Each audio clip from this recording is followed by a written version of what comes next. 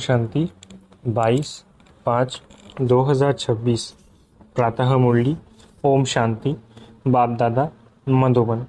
बाबा आज कह रहे हैं, मीठे बच्चे, चैरिटी बिगिंस एट होम, अर्थात जो देवी देवता धर्म के हैं, शिव के व देवताओं के पुजारी हैं, उन्हें पहले पहले ज्ञान दो। मीठे बच्चे, चैरिटी बिगिंस एट होम, अर्थात जो देवी देवता धर्म के हैं, शिव के व देवताओं के पुजारी हैं, उन्हें पहले पहले ज्ञान दो। प्रश्न, बाप का कौन सा कर्तव्य कोई भी मनुष्य नहीं कर सकते और क्यों? उत्तर, सारे विश्व में शांति स्थापन करने का कर्तव्य एक बाप का है। मनुष्य विश्व में शांति स्थापन नहीं कर सकते क्योंकि सब विकारी है। शांति की स्थापना तब हो जब बाप को जाने और पवित्र बने। बाप को न जानने कारण निधन के बन गए हैं। गीत मरना तेरी गली में। ओम शांति। ओम शांति का अर्थ भी घड़ी घड़ी बताना पड़े, क्योंकि ओम शांति का अर्थ कोई भी नहीं जानते। जैसे घड़ी घड़ी बोलना पड़ता है, मन मना भव, अर्थात बेहद के बाप को याद करो। ओम का अर्थ कह देते हैं ओम माना भगवान। बाप कहते हैं ओम अर्थात मैं आत्मा, ये मेरा शरीर। परम पिता परमात्मा भी कहते हैं ओम, मैं भी आत्मा हूँ, परम धाम में रहने वाला हूँ। तुम आत्माएं जन्म मरण के फेरे में आती हो, मैं नहीं आता हूँ। हाँ, मैं साकार में आता हूँ ज़रूर। तुम बच्चों को सृष्टि के आदि मध्य अंत का सार समझाने, कोई और ये समझा ना सके। अगर निश्चय नहीं तो सारी दुनिया में भटकना चाहिए, ढूंढना चाहिए, और कोई है जो अपना और सृष्टि के आदि मध्य अंत का नॉलेज देते हैं। परम पिता परमात्मा के बिगड़ सृष्टि चक्र के आदि मध्य अंत का राज कोई बता ना सके, कोई राजयोग सिखा ना सके, पतितों को पावन बना नहीं सकते। पहले पहले जो भी देवी देवताओं के पुजारी है, उन्हों पर पुरुषार्थ करो समझाने का। आदि सनातन देवी देवता धर्म वालों ने ही पूरे 84 जन्म लिए हैं, वही अच्छी रीति समझ सकेंगे। बाद में आने वाले 84 जन्म लिए न सके। ये सुनेंगी भी वह जो देवताओं के पुजारी होंगे और जो गीता पढ़ने वाले होंगे। गीता में सिर्फ यह भूल की है कि भगवान के बदले श्री कृष्ण का नाम डाल दिया। तो गीता पढ़ने वालों को समझाना चाहिए, पूछना चाहिए, परम पिता परमात्मा शिव से आपका क्या संबंध है? उनको भगवान कहेंगे। श्री कृष्ण तो दैवी गुण वाले हैं, उनको दैवी राजधानी थी, उसमें सब दैवी गुण वाले थे। अब वही पूज्य से पुजारी बन गए हैं। तो कोशिश कर पहले पहले आदि सनातन देवी देवता धर्म वालों को उठाना चाहिए। Charity begins at home. जो शिव के पुजारी हो, उनको भी समझाना पड़े। शिव आता जरूर है, तब तो उनकी जयंती मनाते हैं। वो परम पिता परमात्मा है, जरूर आकर राजयोग सिखाते होंगे, और कोई मनुष्य मात्र सिखा न सके। श्री कृष्ण को व ब्रह्मा को भगवान नहीं कहा जा सकता, जबकि सर्व का सद्गतिदाता बाप एक ही है। वो ज्ञान का सागर होने के कारण सबका शिक्षक भी है। सृष्टि के आदि मध्य अंत की हिस्ट्री ज्योग्राफी दूसरा कोई जानते नहीं। बाप कहते हैं मुझे ज्ञान का सागर चैतन्य बीज रूप भी कहते हैं। ये जो उल्टा झाड़ है, उनके आदि मध्य अंत का ज्ञान उस बीज के पास ही होगा। इसलिए मुझे ज्ञान का सागर ऑलमाइटी ऑथोरिटी कहते हैं। ऑथोरिटी क्या है? सभी वेदों, शास्त्रों, ग्रंथों आदि सब को जानते हैं। तुम बच्चों को समझा रहे हैं। वो शास्त्र सुनाने वाले कहते हैं कल्प की आयु लाखों वर्ष है, परंतु वो तो हो नहीं सकता। ये वैरायटी धर्मों का मनुष्य सृष्टि रूपी झाड़ है। उनकी आयु भागवत में लंबी चौड़ी लिख दी है। अब भागवत कोई धर्मशास्त्र तो नहीं है, गीता धर्मशास्त्र है, उनसे देवी देवता धर्म स्थापन हुआ। बाकी भागवत, महाभारत आदि उनसे कोई धर्म स्थापन नहीं होता। वो तो श्री कृष्ण की हिस्ट्री लिखी है। बाप समझाते हैं, बच्चे, तुम देवी देवता धर्म वालों को समझाओ कि तुमने 84 जन्म लिए हैं। सतयुग में सिर्फ भारत ही था और कोई धर्म नहीं था। भारत ही स्वर्ग था, भारत ही ऊंच ते ऊंच गाया जाता है। और फिर परम पिता परमात्मा शिव का बर्थ प्लेस है, जो आकर पतितों को पावन बनाते हैं। शिव की पूजा भी यहाँ होती है, जयंती भी यहाँ मनाई जाती है। जरूर पतित दुनिया में ही आया होगा। पुकारते भी सब हे पतित पावन आओ। भारत पावन था, फिर 84 जन्मों का चक्र लगाया है। जो पावन स्वर्गवासी थे, अब वो नरकवासी पतित बने हैं। पावन बनाया शिव बाबा ने, पतित बनाया रावण ने। इस समय है ही रावण का राज्य। हर नार नारी में 5 विकार है।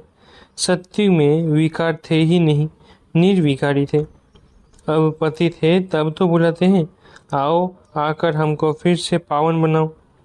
सत्युग में हम सो पावन थे, 21 जन्म राम राज्य में थे। अब तो है रावण राज्य, सब विकारी है। बाप कहते हैं काम महाशत्रु है, ये आदि मध्यम दुख देते हैं। अब इन पर जीत पाए पावन बनो। तुमने जन्म जन्मांतर पाप किए हैं, सबसे तमो प्रधान बने हो।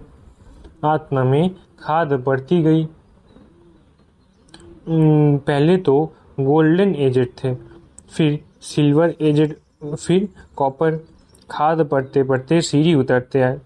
भारत की ही बात है। सतयुग में 8 जन्म, फिर त्रेता में 12 जन्म, फिर वही भारतवासी चंद्रवंशी वैश्यवंशी बनते हैं। आत्मा इम्प्योर बनती है। बाप कहते हैं मैं आकर कल्प कल भारत को स्वर्ग बनाता हूँ। फिर रावण नरक बनाते हैं। ये ड्रामा बना हुआ है।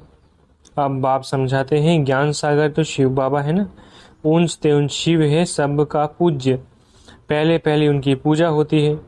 वो है बेहद का बाप, जरूर उनसे बेहद का वर्षा मिलता है।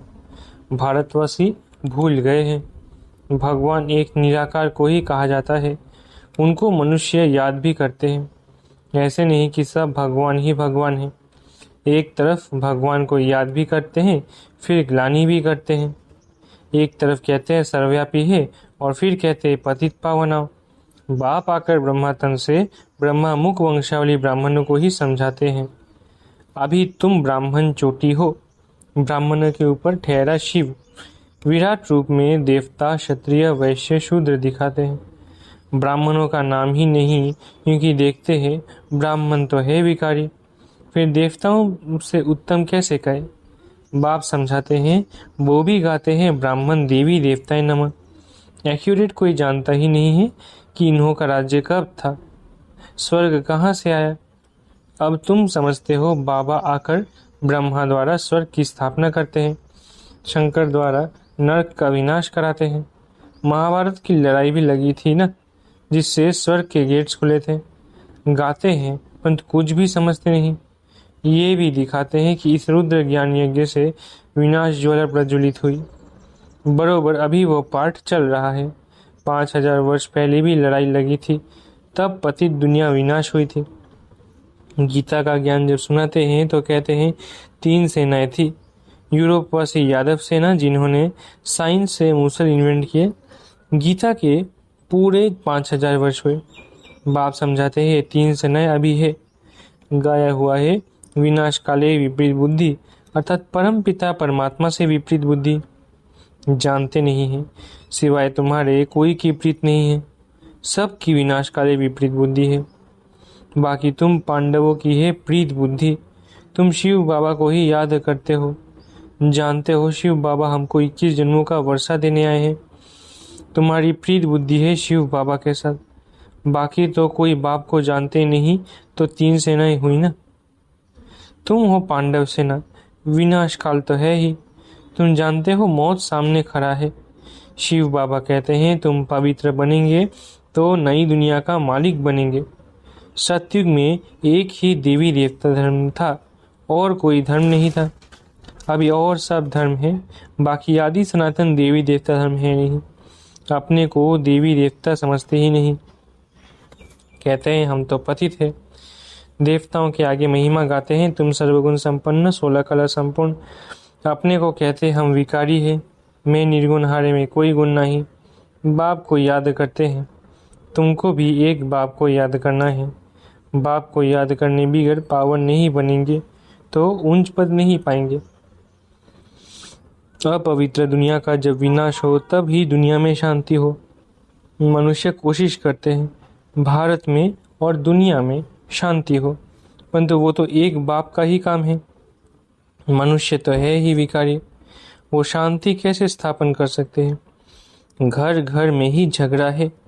बाप को ना जानने के कारण बिल्कुल ही निधन के बन पड़े हैं। सतयुग में बिल्कुल ही पवित्रता सुख शांति थी। अभी फिर बाप वो पवित्रता सुख शांति स्थापन कर रहे हैं और कोई कर ना सके। भारतवासी अब नरकवासी है। स्वर्ग में जब थे तो पुनर्जन्म भी स्वर्ग में लेते थे। अब पतित है, इसलिए पतित पावन बाप को याद करते हैं। अभी तो बच्चे जानते हैं पारलौकिक बाप को याद करने से ही विकर्ण विनाश होंगे। लौकिक बाप से तो हद का वर्षा मिलता है, पारलौकिक बेहद के बाप से बेहद का वर्षा ले रहे हो। ये समझने की बात है। ये कोई सत्संग नहीं है, वो है भक्ति मार्ग, ये है ज्ञान मार्ग। तुमको खुशी होती है बाबा हमको स्वर्गवासी बनाते हैं। जो कल पहले स्वर्गवासी बने हैं वही अब बनेंगे। ब्राह्मण बनने बिगड़ देवता कभी बन नहीं सकेंगे। ये समझने की बातें हैं ना। अभी तो भारत में कोई कला नहीं रही है, किसको भी पता नहीं पड़ता है। कुंभकर्ण की नींद में सोए पड़े हैं। तुमको बाप ने अभी जगाया है। तुम यहाँ आए हो स्वर्गवासी बनने, सिवाय बाप के और कोई बना नहीं सकते। स्वर्ग कहा जाता है सतयुग को, नरक कहा जाता है कलयुग को। यथा राजा रानी तथा प्रजा, अभी सब विकार से पैदा होते हैं। देवताएं कभी विकार से पुनर्जन्म नहीं लेते हैं। बच्चे अभी बाप से पवित्र रहने की प्रतिज्ञा करते हैं, लेकिन चलते चलते हार खा लेते हैं। फिर की कमाई चट हो जाती है, बड़े जोर से चोट लगती है। आश्चर्य सुनंती कथनती, फिर भागंती हो जाते हैं। भल साक्षात्कार भी करते हैं, परंतु साक्षात्कार में माया का प्रवेश होता है। जैसे रेडियो में एक दो की बात सुन नहीं सके, इसलिए बीच में गड़बड़ कर देते हैं।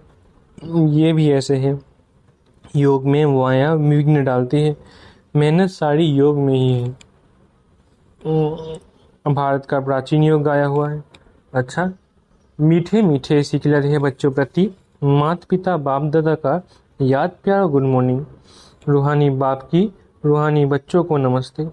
हम रूहानी बच्चों की रूहानी माता पिता बाप दादा को याद प्यार गुड मॉर्निंग और नमस्ते। धारणा के लिए मुख्य सार। पहला, एक बाप से सच्ची प्रीत रख सच्चा सच्चा पांडव बनना है।